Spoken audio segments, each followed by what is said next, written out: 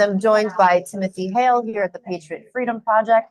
Timothy was one of our political prisoners, and he is back, thank God.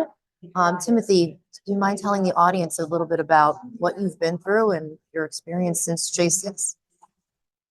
Well, it's a long story, right? Yeah. 3 years. Let me shrink that down. The journey after being incarcerated is kind of a different story than the actual event. What was it that they said you did that warranted being locked up?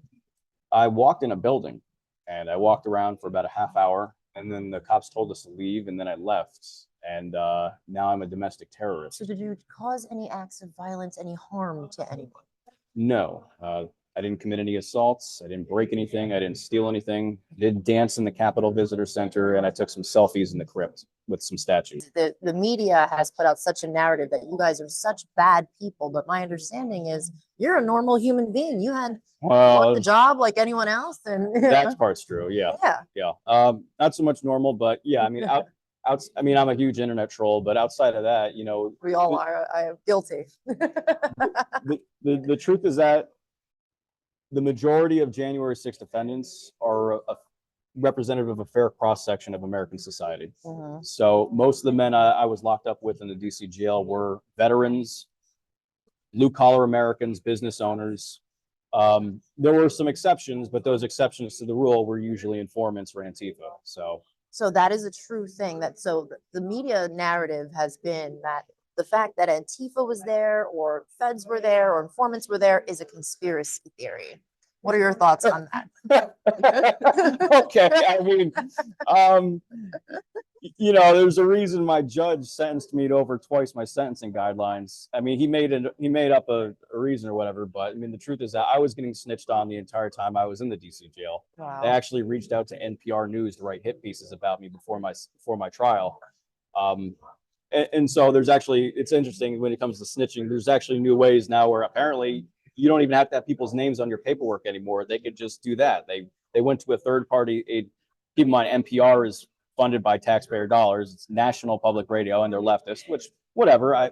But I mean, by doing that, they get to disseminate negative information about me, and then my prosecutors got to cite it at my sentencing hearing. It's like, well, there's public reports about you're a Hitler. It's like, well, okay, that's interesting. So what you have is like, yeah, everybody knows. I think Zach Alam was the guy who broke the window where Ashley Babbitt got shot. But you'd be surprised to learn that there were a lot of people in the DC jail who tried to cover that up. Wow. There were people. The first guy I met on Con Air, January 6th, the first guy I met was an informant.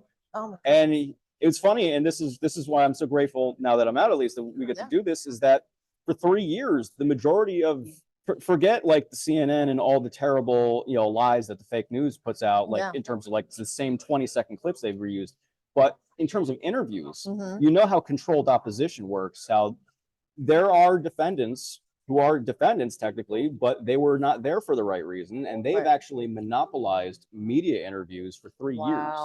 So you have people who are somehow in solitary confinement, but yet they're doing interviews nonstop for 3 years. How does that happen? Those are the things the public doesn't think about. They just take what they're given as that is it. But there's a narrative being spun that they're not understanding how that works. Absolutely. And how long were you DC gulags? In DC specifically, I was there about 2 years in DC before I had to go to Fort Dix for about a year. But yeah, I mean, people have no idea. People, even though, like, okay, so for Ray Epps, that's a name that's becoming commonly known now. Right. But you have a bunch of people who were working for him. Yeah, and that's the thing. Ray Epps has monopolized the narrative. His name is everywhere. No one else's name that probably the public needs to know. So I'm glad you're here to tell them.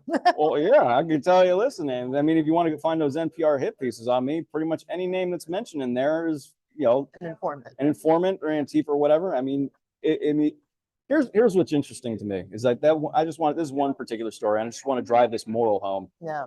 The guy I met on Con Air, he spent years dancing on the grave of a woman who died named Roseanne Boylan by claiming that he tried to save her. And he did not, because he went to the tunnel to assault cops for 3 hours long before that happened. Wow. And so this guy is the same guy who tried to cover up that Zach Alam was Antifa. So not only did you dance on the grave of Roseanne Boylan, you also danced on the grave of Ashley Babbitt, and you want to be famous for all of it too. Right. I mean, this guy gets interviews nonstop. Everybody knows he's a rat. He's actually been kicked out of the DC pod that we all lived in. I think they just sent him to the hole again. Yeah. I actually had to write a constitution for the DC pod that we were in. I still have it. Wow. And everybody had to sign it because it was the only way we could try to hold him accountable for constantly trying to incite riots. Because it's interesting you should say that. Accountability. That's a very important word. It was a microcosm of what happened at the Capitol. You had your regular people who didn't know what was going on, and then you had your agitators. Yeah. And the DC jail was no different. So yeah, I mean, it was full of it and full of them. And then the one thing I'll say, I don't want to monopolize your time, but when it comes to informants, there were informants in the DC jail who actually got a little too comfortable, and they confessed. They went to the Capitol to entrap people. Wow. And why haven't we heard those stories yet? Why indeed? These defendants were the first defendants also who had the 1512 charge of 18 USC 1512, the obstruction of official proceeding charge that they used against us, that they're now using against Donald Trump. They're the first defendants who the district courts upheld that charge for as constitutional when it is not.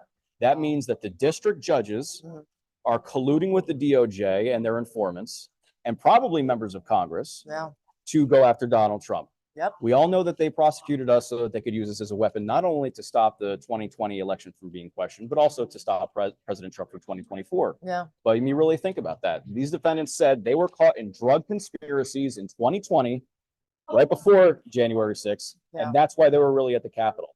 And if you look at the crowd, you can kind of figure it out. Yeah. Unfortunately, most people are having all the videos being withheld, at least a lot of it. Yeah. And that's why they don't want you to see who's really in the crowd. They don't want you to see the faces there. I mean, I had hopes for this Speaker Johnson. Yeah. But you're blurring the faces. The sedition hunters are bragging they're going to get him anyway because they can recognize the clothes. They found a defendant based on a picture of his ear. That's crazy. You're protecting us. The DOJ already has that video too. By blurring the faces of these videos, what they're really doing is protecting feds who are in the crowd. Yeah, it's not full transparency. Absolutely not. American people deserve full transparency. Absolutely. As do you guys. It's bittersweet being released, but the truth is that I got lucky with a 4-year sentence. I have friends. Jessica Watkins, one of the Oath Keepers, got screwed. She's getting 8 years. Tom Webster, who fought a cop in self-defense, and they withheld the video so he couldn't use self-defense as a defense in court. He got 10 years. He's a former Marine NYPD officer. You got screwed. You got Kelly Meggs. He got 12 years. Pete Schwartz, he got 14 years. And it's not because of what his judge said. He said it was because of his criminal history or because or whatever. The truth is that he beat up a lot of Antifa in the DC jail, and that's why they held it against him. So, I mean, you're damned if you do. I was smart. I took the hits. We were harassed nonstop. I dealt with it because I have a thick skin, and I still got 4 years. So if you stand up for yourself in any sense, in the court or even in jail, you're screwed. And they're doing this so that they can break our will, so they can break our spirit. Yeah. They want to destroy the America First movement, but they, more than anything, they also, it's not just about us. We're pawns in all this. They want to destroy President Donald Trump. Yep. And my greatest regret isn't even that I lost 3 years of my life. It's that I was used as a weapon against the one man in my life who actually went into the presidency to actually serve his country and not to have it serve him.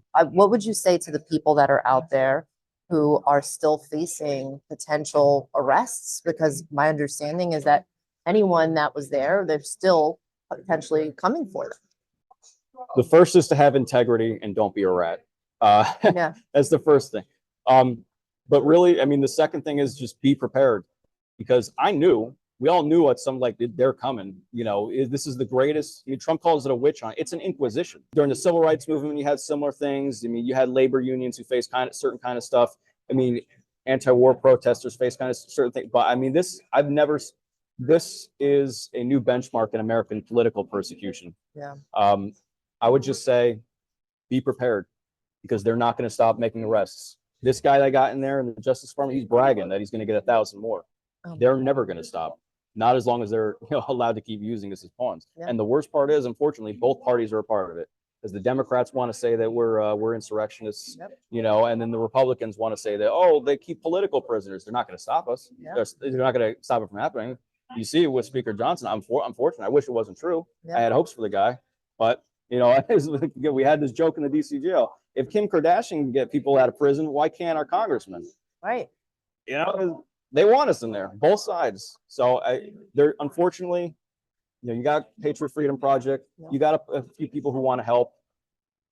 Be a concerned citizen, you know, do what you can. But, you know, the thing that really kept us strong in the DC jail, you know, when I was a union leader, I tried to, you know, keep us together as a union. The last words of the Declaration of Independence are, we pledge to each other our lives, our fortunes, and our sacred honor. That's what America needs to do right now. We don't have institutional power in the DOJ or any of that to stop this inquisition. But what we can do is be there to support the families and the defendants to the best of our ability. Awesome. Thank you so much, Timothy. And I'm so grateful that you're here, and we will continue to fight for you and everyone that has been through all of this, but we should not have been through. This is not the America that we should have.